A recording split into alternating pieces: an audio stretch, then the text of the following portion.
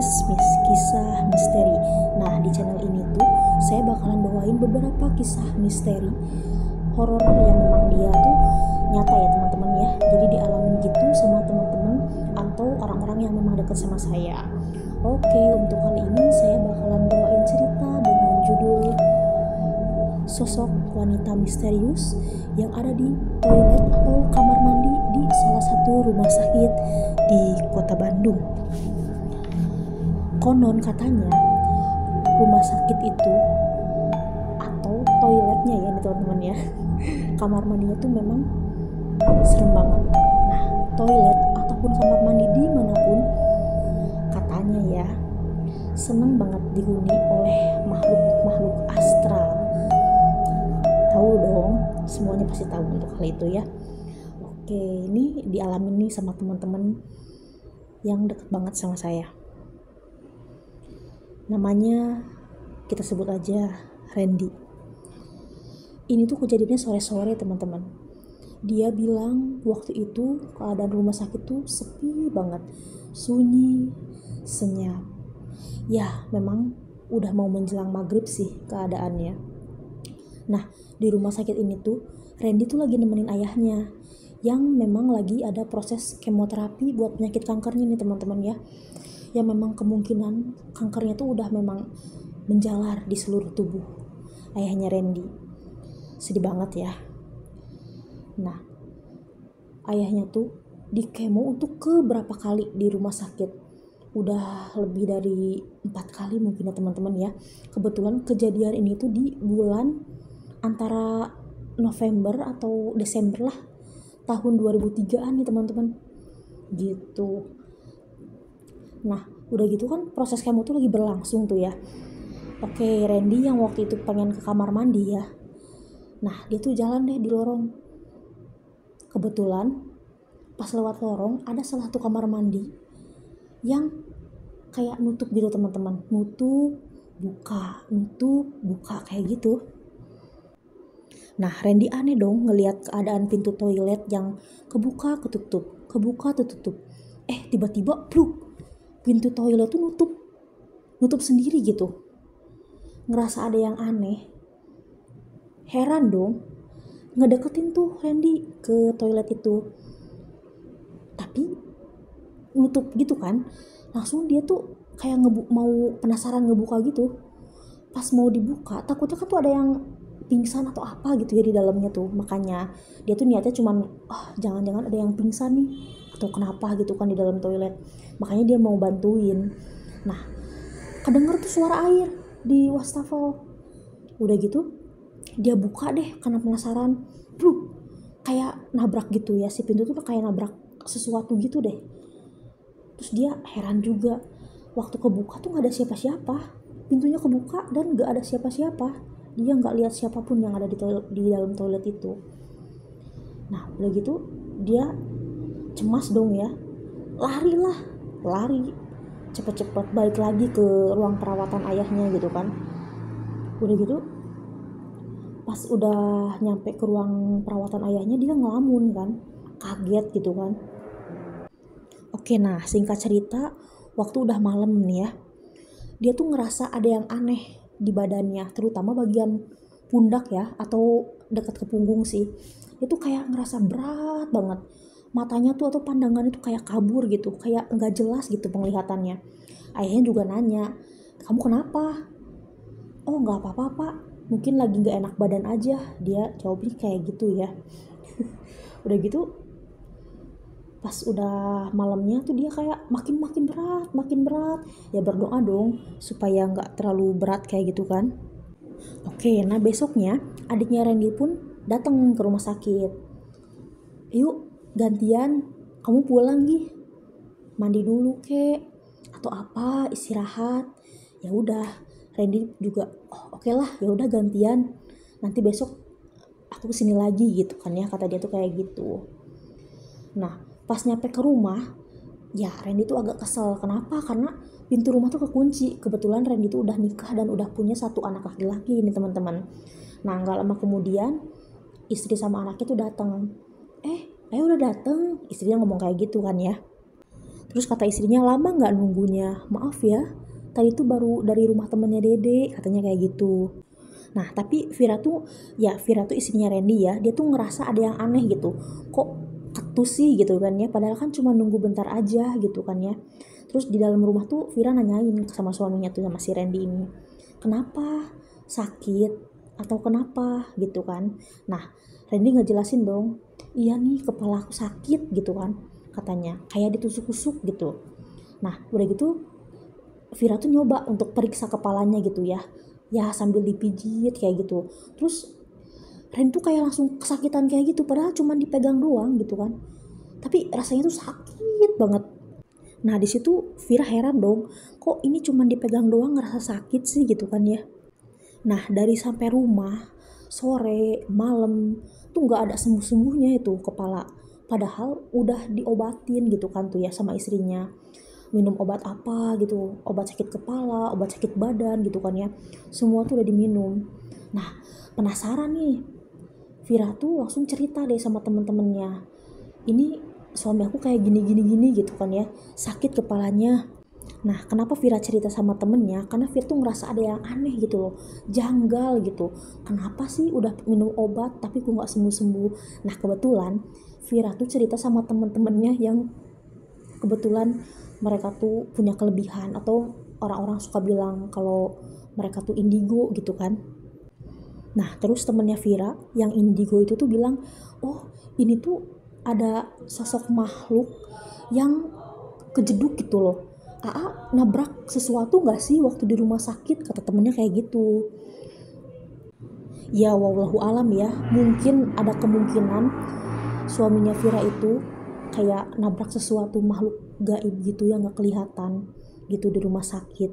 Temennya sih ngejelasin kayak gitu. Lalu temennya Vira tuh ngejelasin, ini tuh ada yang ikut sama suaminya Vira tuh ke rumah sama Randy tuh gitu. Dia tuh sosok perempuan, mukanya udah kayak susah banget sih untuk dijelasin ya teman-teman ya. Bajunya lusuh, mukanya kotor, rusak, dan kayak serem banget gitu, serem banget. Dan dia tuh kayak ketawa cekikikan gitu. Nah setelah dijelasin sama temennya Vira tuh, lalu Vira tuh nanya ke Randy gitu kan ya, apa aja sih yang dialami gitu ya di rumah sakit, ada hal-hal yang aneh enggak gitu kan.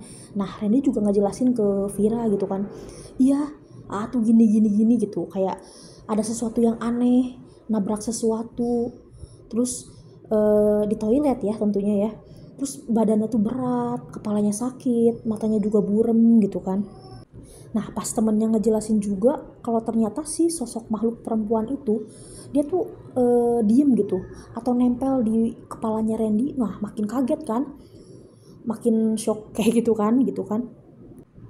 Nah Vira bingung dong, dia juga ngasih tahu sama Randy semua yang udah dijelasin sama temennya Vira. Mereka makin bingung dan akhirnya mereka udah yuk kita berdoa aja, mudah-mudahan dibantulah gitu kan ya, dengan berdoa supaya Randy-nya juga cepat sembuh gitu kan, suasana juga jadi nggak kayak gini lagi gitu.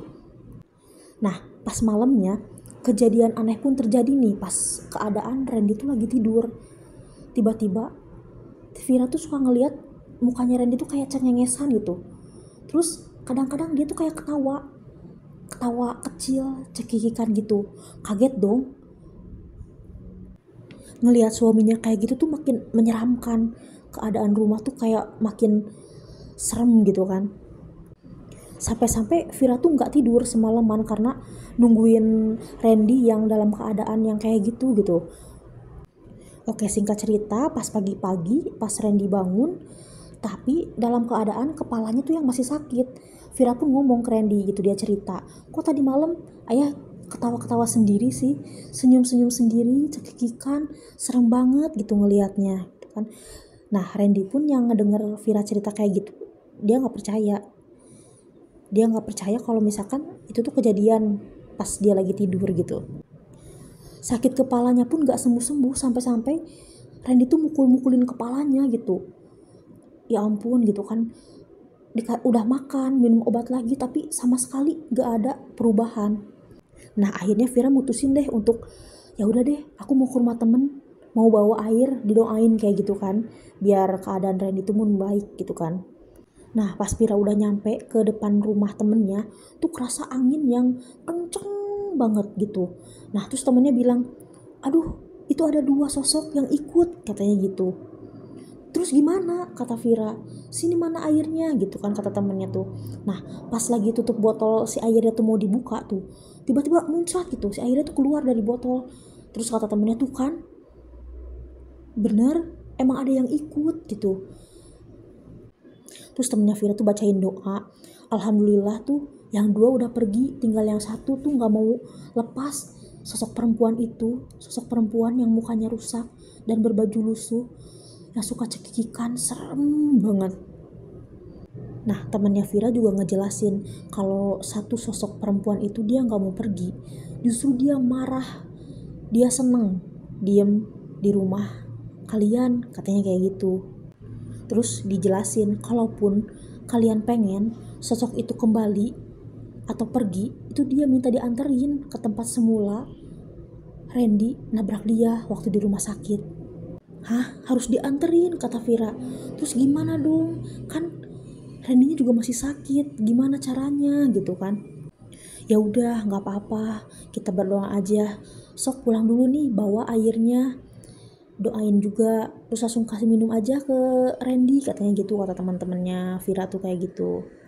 Nah pas sampai rumah Vira tuh heran ngeliat suaminya lagi berdiri lagi nyisir rambutnya. Terus Randy bilang ke Vira, ayo kita berangkat. Loh kemana kata Vira, kan katanya mau ke mama. Nah memang sih beberapa hari sebelumnya tuh Vira sama Randy tuh emang ada rencana mau ke rumah mamanya Vira gitu. Kok tiba-tiba sih, emang udah sembuh, udah mendingan. Oh ya udah, alhamdulillah, mereka pun ya ngerasa lega gitu kan ya. Tapi ternyata sakit di kepala Randy itu sembuhnya cuma sebentar. Beberapa saat kemudian muncul lagi gitu kan. Kenapa ya gitu, Randy heran, kok pas tadi mama pergi sembuh sih, kenapa pas datang kok sakit lagi, coba deh keluar aja dulu. Randy ngomong gitu tuh sama istrinya. Apa sih gitu kan, Vira heran, kok nyuruh aku pergi sih gitu. Jangan-jangan si makhluk itu tuh gak seneng kalau misalkan Vira tuh ada di dekat Randy gitu kan ya.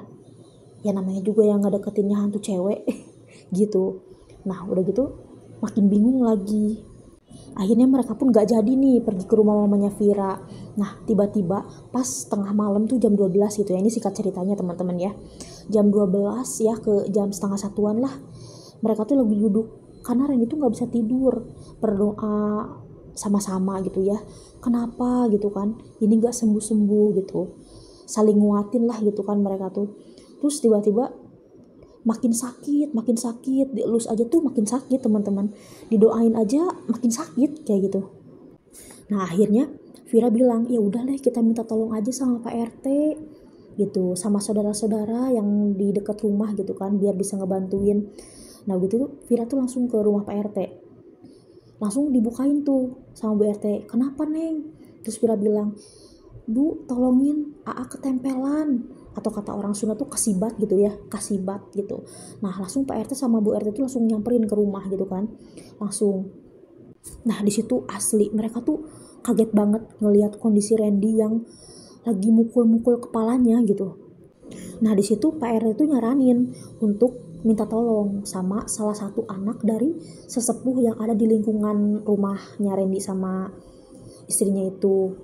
Nah tapi kebetulan anaknya itu baru nyampe ke rumah tuh sekitaran jam 2 malam lah, soalnya kan dia jualan gitu kan ya sampai malam gitu. Nah pas jam 2an lebih tuh baru datang tuh, karena diteleponin terus kan sama Pak RT kan gitu kan. Nah dia juga heran pas datang ngelihat Randy tuh mukul-mukul kepala sama suka ketawa gitu, cekikikan gitu, mukul lagi, akhirnya senyum-senyum lagi, ketawa lagi gitu kan. Nah anak sesepuh ini tuh namanya Ilham gitu ya, dia langsung minta air nih sama Vira, tolong ambilin air 1 gelas aja. Nah udah gitu airnya tuh didoain gitu kan ya, didoain terus, tapi dalam keadaan Randy tuh masih kayak cekikikan gitulah.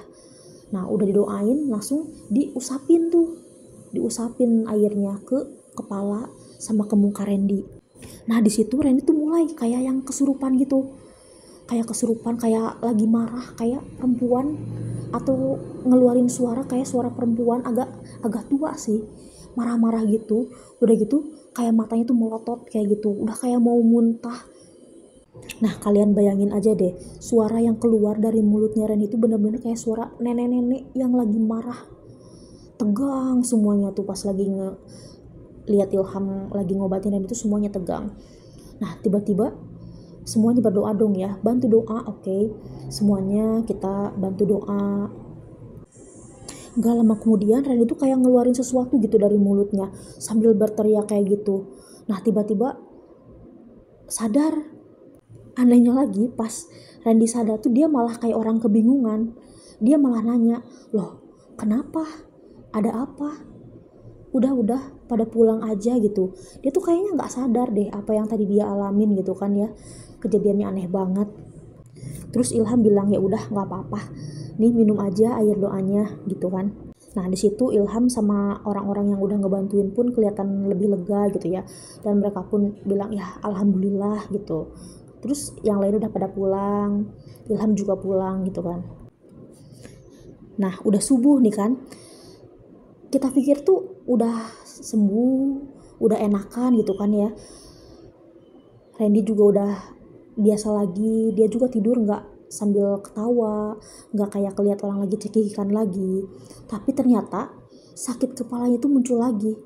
Di situ panik banget, Randy udah nggak tahu lagi harus kayak gimana. Nah akhirnya adzan subuh tuh berkumandang gitu kan ya. Pas udah azan tuh Randy langsung ke kamar mandi, dia ambil wudhu, langsung sholat.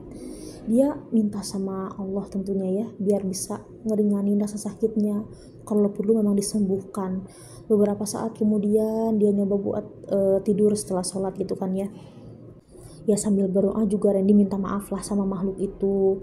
Dia minta maaf kalau misalkan nggak sengaja ketabrak gitu. Dia juga minta ya udahlah kamu balik lagi deh ke tempat asal kamu kembali lagi ke toilet yang ada di rumah sakit itu gitu kan.